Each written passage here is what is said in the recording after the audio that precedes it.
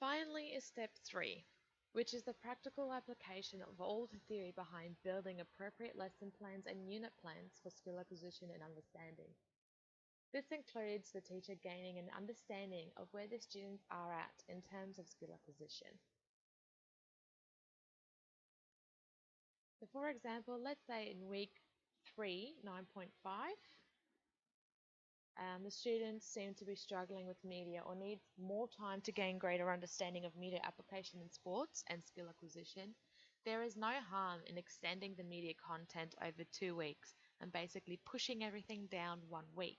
However, you need to keep in mind that if students are struggling with content, the teacher cannot keep pushing things back and extending time on content, as this means that you are leaving less time for things later on.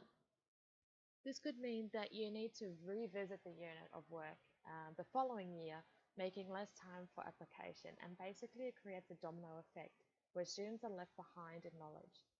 There needs to be a time where a unit must be cut off at a point, so to move on to the next unit so that the domino effect does not occur. This is something that the teacher has to decide based on their students' ability levels, understanding, and learning rates. As you know, some complex skills or unfamiliar sports take more time to understand than others and may need to be catered for. Same goes for student learning rates. This is all intrinsic intuition and cannot be specifically scheduled in lessons. This is where teacher gets a feel of students' abilities. If your students look like the image on the left, then you know there needs to be more work to help them understand.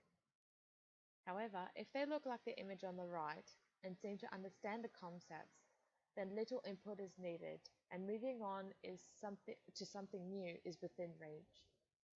Having an assessment criteria ready on hand will help you to decipher when is the right time for you um, to teach something else or build the existing skills depending on the student's learning rate.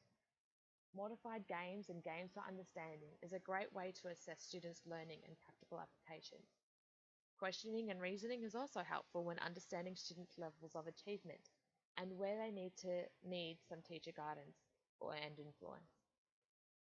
You are not trying to teach your students to become an elite level athlete. You are purely to teach the basic concepts so that they are able to transfer the learnt knowledge and information to other areas and gain their own understandings for applications. For further information about this section, check out the theoretical background page located under the More tab on the menu bar.